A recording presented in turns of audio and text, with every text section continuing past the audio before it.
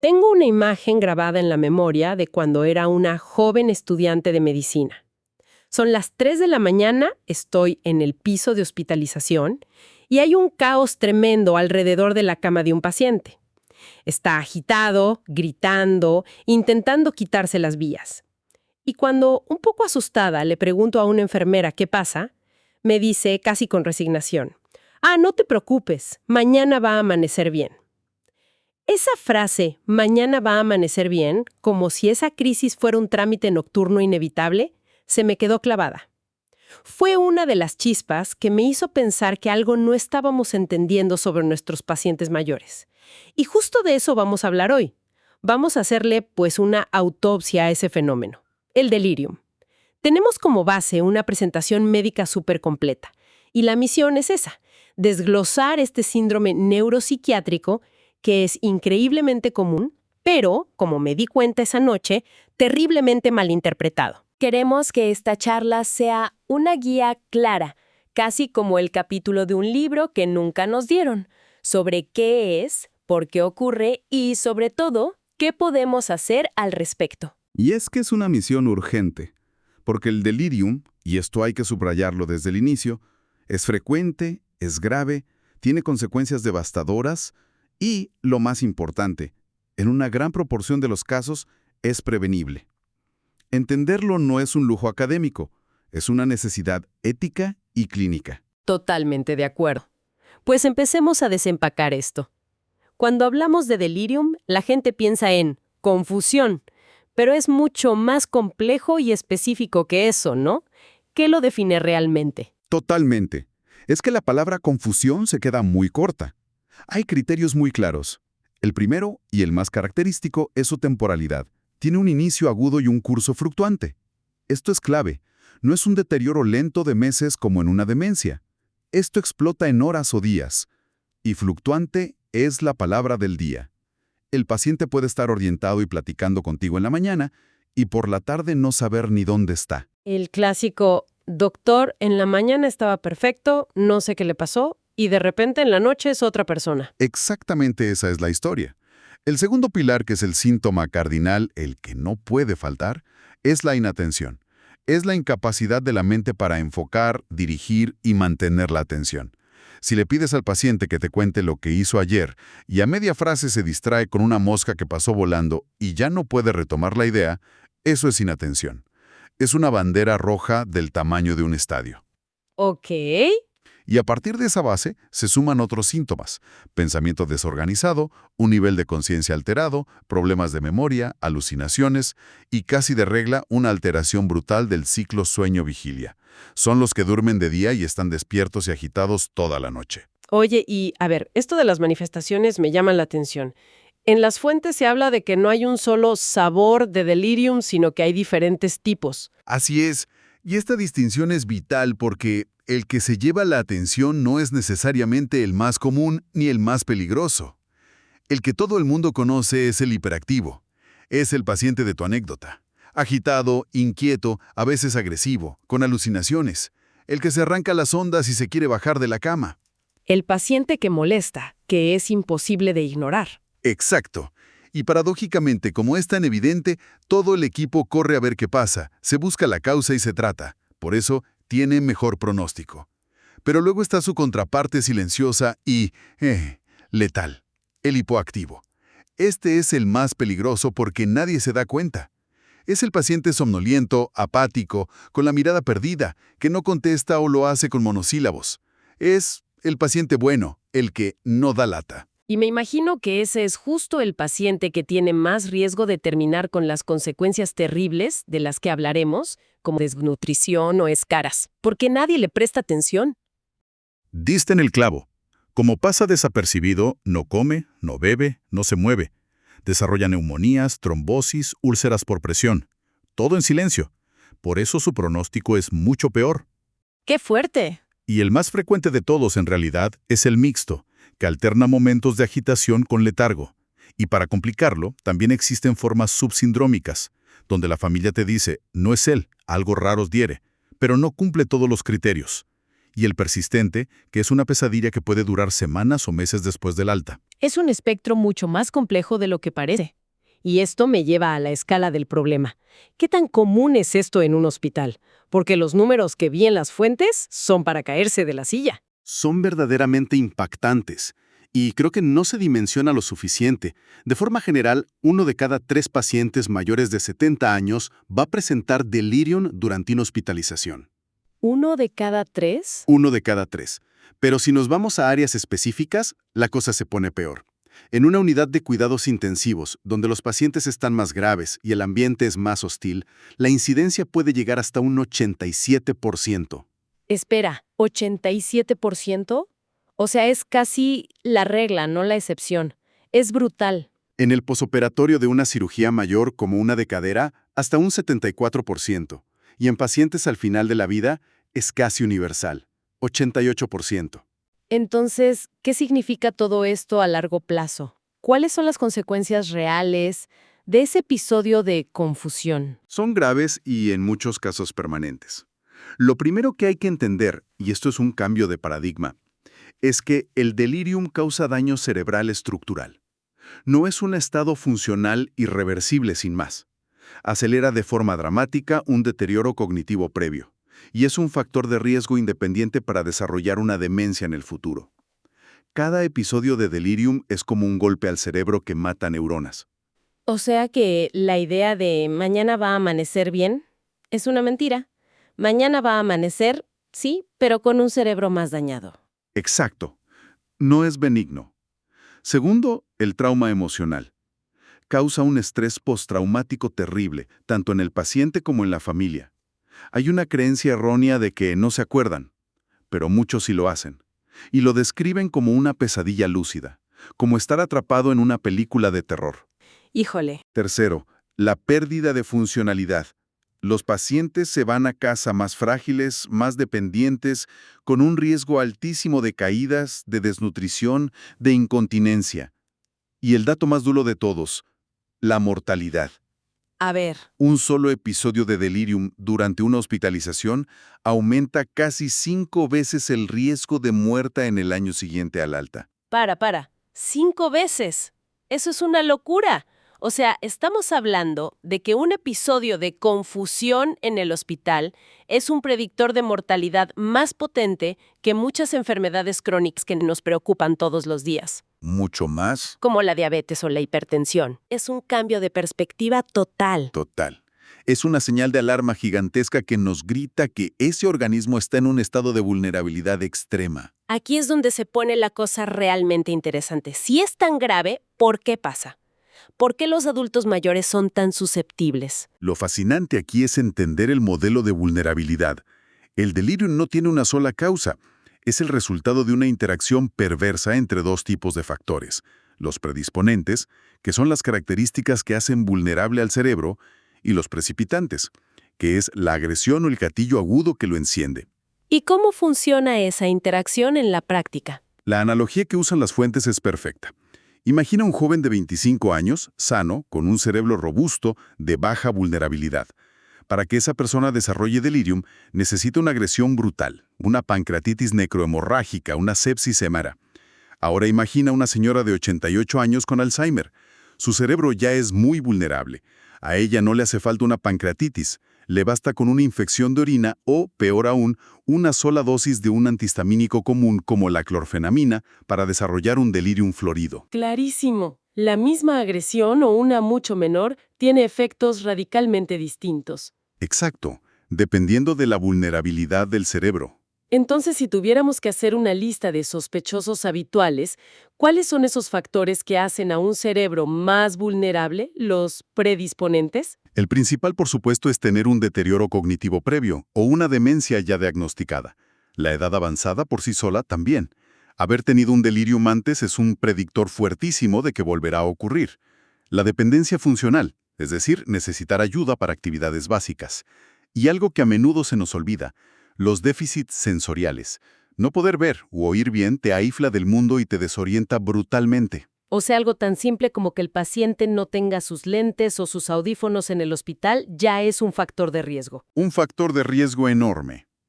Y ahora, ¿Cuáles son los gatillos? Las chispas que prenden la pradera. El dolor mal controlado es uno de los principales. Una cirugía, sobre todo si es de urgencia. Infecciones de cualquier tipo. Problemas metabólicos como la deshidratación o el sodio bajo. El estreñimiento o la retención de orina. Y un capítulo aparte para el entorno hospitalario. El ruido constante, las luces prendidas toda la noche, las interrupciones, el uso de contenciones físicas, las sondas. O sea, muchas de las cosas que hacemos en un hospital con la mejor de las intenciones para cuidar al paciente, en realidad pueden estar dañando activamente su cerebro. Exactamente. Y el gatillo estrella. Los medicamentos. La polifarmacia, tomar 5 o más fármacos ya es un riesgo. Pero hay villanos conocidos. Los fármacos con efectos anticolinérgicos, las benzodiazepinas para dormir, algunos opiáceos e incluso ciertos antibióticos como las quinolonas. Son dinamita para un cerebro vulnerable. Antes lo llamaste fiebre del cerebro. Me gusta esa imagen. ¿Qué está pasando a nivel microscópico, a nivel de las neuronas, para que se desate este caos? Si conectamos todo esto, la hipótesis que tiene más fuerza es la de la neuroinflamación. Imagina que hay una agresión en el cuerpo, una infección, una cirugía. Eso genera una tormenta de moléculas inflamatorias que viajan por la sangre. En un adulto mayor, la barrera que protege al cerebro, la barrera hematoencefálica, es más permeable, como una reja con hoyos más grandes. Y se cuela la inflamación. Se cuela. Y una vez dentro, activa a las células inmunitarias del cerebro, que se llaman microglía. En un cerebro joven, la microglía controla la inflamación. Pero en un cerebro envejecido, la microglía reacciona de forma exagerada y en lugar de apagar el fuego, le echa gasolina, genera más inflamación y provoca que las neuronas dejen de comunicarse bien. Es como si hubiera estática en todas las líneas telefónicas del cerebro. Entonces el cerebro literalmente se hincha por dentro como un tobillo torcido. Es una imagen potentísima y terrorífica. Y esa disfunción se traduce, a nivel químico, en un desequilibrio de los neurotransmisores. Hay un déficit de acetilcolina, que es crucial para la atención, y eso explica la inatención y los síntomas hipoactivos. Y por otro lado, hay un exceso de dopamina que se relaciona con la agitación, la psicosis y las alucinaciones del delirium hiperactivo. Queda clarísimo. Ahora, si el cuadro puede ser tan sutil como el paciente apático que no molesta, ¿cómo lo detectamos? ¿Cómo nos aseguramos de que no se nos pase? La única manera es la búsqueda activa y sistemática. No podemos esperar a que el paciente grite para darnos cuenta. Tenemos que ir a buscarlo a la cama. Y la herramienta de oro para esto, la más validada, es el CAM, que son las siglas de Confusion Assessment Method. ¿Y cómo funciona? ¿Es algo muy complicado? Para nada. Es una evaluación que se puede hacer en un par de minutos a la cabecera del paciente. Tiene 4 puntos. Para hacer el diagnóstico necesitas que se cumplan los 2 primeros. 1, el inicio agudo y curso fluctuante. Y 2, la inatención. Si tienes esos 2, buscas uno de los 2 siguientes. 3, el pensamiento desorganizado. O 4, un nivel de conciencia alterado. Con tener 1, más 2, más 3 o 4, tienes el diagnóstico. Ok, pero lo crucial, me imagino, es recordar que es fluctuante. Justo. Una sola evaluación negativa no lo descarta. Hay que hacerlo cada turno, cada día. De acuerdo. Y una vez que salta la alarma que el CAM es positivo, las fuentes insisten en que es una urgencia médica. ¿Cuál es el plan de batalla? Es una urgencia, sí. El objetivo no es sedar al paciente, es encontrar y revertir la causa. La búsqueda empieza con la historia clínica y aquí la familia es tu mejor detective. Necesitas saber cómo estaba el paciente el día antes de ingresar. Luego, un examen físico de pies a cabeza. Hay que buscar cosas tan básicas como un globo vesical por retención de orina o un fecaloma, que son causas súper comunes. Y fáciles de resolver, además. Exacto. Y luego, claro, los estudios de laboratorio. Y aquí la pregunta del millón que hacen las familias. ¿Y no le van a hacer un TAC cerebral? Es una pregunta muy común, pero la neuroimagen, como un TAC, no es de rutina. Se reserva para casos muy específicos. Si el paciente tiene un signo neurológico nuevo, si se cayó y se golpeó la cabeza, o si el nivel de conciencia se desplomó de forma brusca. Lo mismo con los laboratorios. No se trata de pedir todo, sino de ser un detective y pedirlos orientados por lo que encuentras en la exploración. Bien. Y ahora llegamos a la parte que, para mí, es la más importante y esperanzadora. Las fuentes son categóricas. El delirium es prevenible hasta en un 40% de los casos. ¿Cómo? Aquí es donde la medicina de alta tecnología se rinde ante el cuidado básico y humano. La estrategia más efectiva, con la mejor evidencia científica, son las medidas no farmacológicas. Hay un estudio pionero de 1999 que es la piedra angular de todo esto, que demostró que un paquete de intervenciones sencillas lograba esa reducción del 40%. Suena casi demasiado simple. Choca frontalmente con la imagen que tenemos de la medicina moderna. ¿Cuáles son esas intervenciones mágicas? No son mágicas, es simplemente cuidar bien. Es lo que se conoce como el programa HELP. 1. Orientación. Poner un reloj y un calendario grandes en la habitación. Hablarle al paciente por su nombre, explicarle dónde está. 2. Protocolos de sueño. Agrupar las intervenciones nocturnas, apagar las luces, bajar el ruido. Crear un ciclo día-noche. 3. Movilización temprana. Sacarlo de la cama, que camine por el pasillo. 4. Corrección sensorial. Asegurarse de que tenga sus lentes y audífonos puestos y limpios. 5. Hidratación y nutrición. Y 6, que es fundamental, involucrar a la familia. Su presencia es el mejor ancla a la realidad que existe. Volviendo a esa escena que viví de joven, a ese paciente de las 3 de la mañana. Lo que me estás diciendo es que con medidas tan simples como asegurar que tuviera sus lentes, que hubiera podido caminar durante el día y controlar el ruido de la noche, quizás esa escena caótica se pudo haber evitado por completo, que no era inevitable. Es muy probable que se hubiera podido evitar o al menos atenuar muchísimo. No era inevitable, era probablemente una falla de nuestro sistema de cuidados. Eso es muy fuerte. Pero a ver, seamos realistas. El paciente está agitado, es un riesgo. La primera reacción de cualquiera sería buscar una pastilla para calmarlo, ¿no? ¿Qué papel juegan los medicamentos? Este es uno de los campos con más controversia y mala práctica. Primero, y que quede clarísimo, para la prevención, los antipsicóticos como el haloperidol no han demostrado ningún beneficio. Darlos, por si acaso, no sirve de nada. Ok, eso es importante. Y para el tratamiento, la situación es compleja. Ningún fármaco está aprobado por la FDA o agencias similares específicamente para el delirio. Su uso es sintomático, es decir, para controlar un síntoma, y debe reservarse para una única situación, un delirium hiperactivo severo donde el paciente es un peligro inminente para sí mismo o para los demás. Pero eso va en contra de la práctica de muchísimos hospitales, ¿no? La primera reacción ante la agitación es el haloperidol. Me dices que en muchos casos eso no solo no ayuda, sino que podría ser perjudicial. Exacto. Se usa como un tranquilizante, no como un tratamiento para el delirium. Si se decide usar la regla de oro con el haloperidol es empieza bajo, ve lento y suspende pronto. Dosis mínimas, por el menor tiempo posible. Hay alternativas como los antipsicóticos atípicos, risperidona o lanzapina, que quizás tienen menos efectos secundarios. Y una advertencia final sobre las benzodiazepinas, como el orazepam. Están contraindicadas. Generalmente empeoran y prolongan el delirium. La única, y repito, única excepción, es en el delirium por abstinencia al alcohol o a las propias benzodiazepinas. En cualquier otro escenario, son veneno. Entonces, si tuviéramos que destilar todo esto en un mensaje final, ¿cuál sería? El mensaje central es que dejemos de normalizar el delirium. No es cosa de la edad, es una fiebre del cerebro, una emergencia médica que nos avisa de que algo grave está pasando. Es un marcador de vulnerabilidad y tiene consecuencias duraderas. Y nuestra herramienta más poderosa no es una jeringa, sino un cuidado humano, compasivo y atento a las necesidades básicas de la persona. Yo añadiría la importancia de la comunicación y el registro, que se menciona en las fuentes.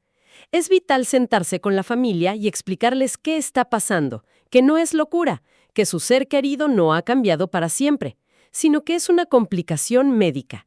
Y también la importancia de registrar el delirium como diagnóstico al alta. No es un mero trámite burocrático, ¿verdad? Para nada. Es una alerta crucial para quien reciba a ese paciente después. Es decirle al médico de cabecera, ojo, este paciente tiene un cerebro vulnerable, protégelo. Asegura un seguimiento más estrecho y previene futuras hospitalizaciones. Es un acto de responsabilidad y de continuidad de cuidados. Absolutamente. Y esto me lleva a una reflexión final. Si ya sabemos que el delirium es una forma de daño cerebral agudo, que a menudo es provocado por nuestro propio entorno hospitalario y que es un trampolín hacia la demencia, la pregunta que debemos hacernos es: ¿qué cambios fundamentales necesitamos en el diseño de los hospitales, en los horarios, en la iluminación, en la cultura de los equipos de salud, para crear entornos que, en lugar de agredir, protejan activamente el cerebro de nuestros pacientes más vulnerables?